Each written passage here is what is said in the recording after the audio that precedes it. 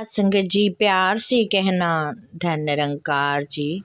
सात संगत जी, दासी आपसे सबसे पहले क्षमा याचना रखेगी, क्योंकि सात संगत जी दासी की तबीयत काफ़ी टाइम से खराब चल रही थी, जो कि सात संगत जी दासी आप जी का आशीर्वाद लेने के लिए वंचित रही।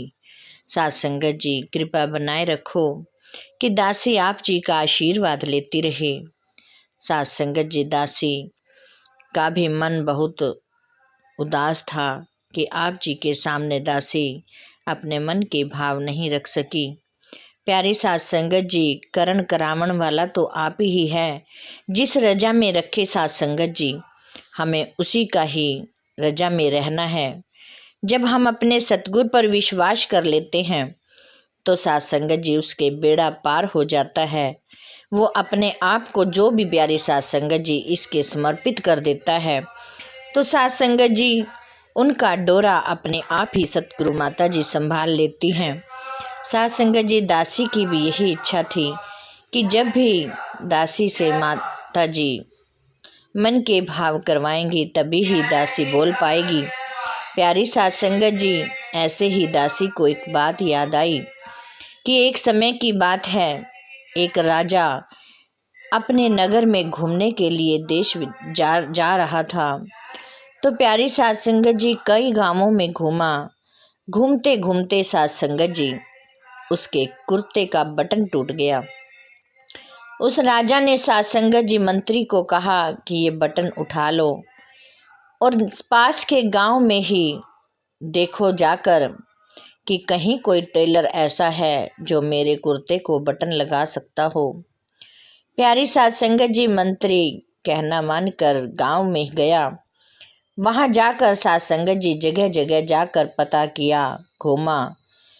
एक ही सात संगत जी पूरे गांव में दर्जी था।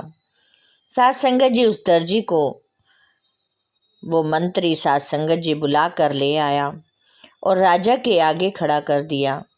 सात संगत जी राजा ने कहा कि क्या आप ये बटन मेरा इस कुर्ते पर लगा सकते हो? प्यारी सात संगत जी दर्जी बोला, क्यों नहीं, ये तो एक छोटा सा ही काम है, मैं जरूर कर सकता हूँ। प्यारी सात संगत जी सुई धागा लेकर आया और सात संगत जी उसने 2 मिनट नहीं लगाए और वो राजा के कुर्ते का बटन लगा दिया।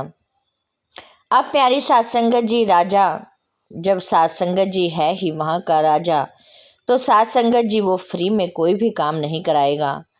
तो सात संगत जी वो कहने लगा कि आप बताओ इसका क्या मजदूरी है, इसकी क्या कीमत है जो आपने मेरा बटन लगाया। प्यारी सात संगत जी वो दर्जी बोलने लगा कि कहीं मैं राजा से पैसे मांग लूं तो राजा कहेगा कि एक बटन मांगने के भी पैसे लेता है। सात संगत जी उसने इनकार कर दिया, कहने लगा कि नहीं, मुझे कोई पैसा नहीं चाहिए। लेकिन सात संगत जी राजा ने कहा, नहीं, ये आपकी मजदूरी का काम है, मेहनत है, आपको इसकी मेहनत का तो पैसा लेना ही होगा। अब प्यारी सात संगत जी फिर दर्जी ने मन में सोचा कि चलो 2 रुपये ही मांग लेता हूँ। लेकिन सात संगत जी मांगने से पहले फिर उसके दिमाग में आया कि कहीं 2 रुपये मांगूं और राजा को बुरा लग जाए कि ये छोटे से काम के 2 रुपये लेता है और बाकी गांव वालों से कितने पैसे लूटता होगा। कहीं ऐसा ना हो मुझे कोई और लेने के देने पड़ जाएं, साझा मिल जाए। सात संगत जी दर्जी डर गया और सात संगत जी उसने डरते डरते कहा कि राजा जी, मैं आपसे क्या ले सकता हूँ, जो आपकी इच्छा हो वही उसी अनुसार दे दो। प्यारी सात संगत जी राजा ने मंत्री को आदेश दिया कि इसको पास के ही 2 गांव इसके हिस्से में कर दो।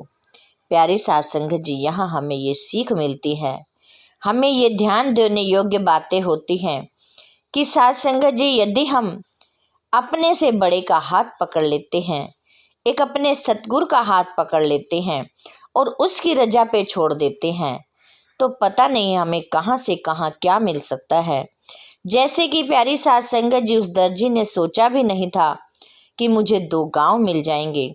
उसने तो डरते डरते प्यारी सात संगत जी राजा से कहा कि मुझे कुछ भी दे दो। लेकिन साध संगत जी यहाँ बात रजा की आती है। यदि हम साध संगत जी अपने सतगुरु पर छोड़ देते हैं, जैसे उसने राजा पर छोड़ा, उसे तो उम्मीद भी नहीं थी कि 2 रुपये भी मिलते, लेकिन साध संगत जी उसके बदले उसको 2 गांव मिल गए। यही प्यारी साध संगत जी हम गुरसिक्खी में आकर साध संगत जी यही अपनी सतगुरु माता पर छोड़ना है कि हम साध संगत जी जो भी सतगुरु माता जी जिस हाल में भी रखती हैं, जिस कंडीशन भी जो भी आती है, चाहे वो सुख की हो और चाहे वो दुख की हो, तो साध संगत जी वो कहीं ना कहीं कुछ सोच कर ही हमें देती हैं। प्यारी साध संगत जी, हमें अपने सतगुरु पर पूर्ण विश्वास होना चाहिए कि हमें अच्छा ही देंगे। जैसे कि साध संगत जी उस दर्जी ने सोचा था कि राजा जो भी करेगा अच्छा ही करेगा, क्योंकि साध संगत जी जब वो नहीं मान रहा कि मुझे नहीं चाहिए, तो भी प्यारी साध संगत जी वो देना चाहता है तो वो अच्छा ही देगा। इसी प्रकार प्यारी साध संगत जी हमें भी सतगुरु माता जी पर पूर्ण विश्वास के साथ उन पर ही छोड़ देना चाहिए। हर काम को प्यारी साध संगत जी यदि हम सतगुरु माता जी पर छोड़ते हैं तो हमारे सारे काम बिगड़े हुए भी साध संगत जी बन जाते हैं। बात सारी विश्वास की आती है। यदि हमें पूर्ण विश्वास है, हम साध संगत जी जब भी सत्संग पर जाते हैं तो हम अपने नतमस्तक होकर विचारों को सुने, भजनों को सुने। साध संगत जी जो भी बात आती है एक सुनने लायक होती है। अटल प्यारी साध संगत जी अपने अंदर धारण करने योग्य होती हैं। साध संगत जी हम सत्संग में जाते हैं, वहाँ बैठकर सुन लेते हैं, लेकिन साध संगत जी घर आते तक वही पल्ला झाड़ देते हैं। वही हम घर की परेशानियों में घुस जाते हैं, घर की बुराइयों में घुस जाते हैं। गली मोहल्ले में प्यारी साध संगत जी बैठकर अपना समय व्यतीत करते हैं और चुगली निंदा के सिवाय साध संगत जी वहाँ कोई बात ही नहीं होती। प्यारी साध संगत जी गुरसिख को जो महात्मा है साध संगत जी, उन्हें ये होना चाहिए कि जहाँ भी साध संगत जी बैठें वहाँ पर सतगुरु की चर्चा किया करें। साध संगत जी जहाँ सतगुरु की चर्चा होगी वहाँ निंदा चुगली नहीं आएगी, वो साध संगत जी दूर से ही चली जाएगी। क्योंकि साध संगत जी यदि हमने अपने आप को बदल लिया तो साध संगत जी तभी हम सामने वाले को, साथ बैठने वाले को भी बदल सकते हैं। यदि साध संगत जी साथ वाला भी कोई चुगली करे, निंदा करे किसी की, तो साध संगत जी वहाँ से या तो उठ के चले जाएं और या फिर साध संगत जी उनकी बातों को बदल दिया जाए। कहा जाए कि महात्मा जी यदि हमें इस निरंकार ने सद्बुद्धि दी है तो हम उसका उपयोग करें, ना कि साध संगत जी निंदा चुगली में लगकर अपने मन का साध संगत जी भ्रमित करें और मन को साध संगत जी बैर ईर्ष्या द्वेष के साथ जोड़ें। साध संगत जी हमें जोड़ना है तो सतगुरु के साथ जोड़ना है, सिमरन के साथ जोड़ना है, सेवा के साथ जोड़ना है। जिसके पल्ले साध संगत जी सेवा सिमरन सत्संग है, वही साध संगत जी अपने जीवन को अच्छा बना सकता है, दुखमयी साध संगत जी सुखमयी बना सकता है। प्यारी साध संगत जी दासी बोलते बोलते जब जुबान भी साध संगत जी तुतला जाती है। जो भी साध संगत जी गलतियां होती हैं दासी को साध संगत जी क्षमा करें, ताकि साध संगत जी दासी आप जी का आशीर्वाद ले सके। साध संगत जी प्यार से कहना, धन निरंकार जी।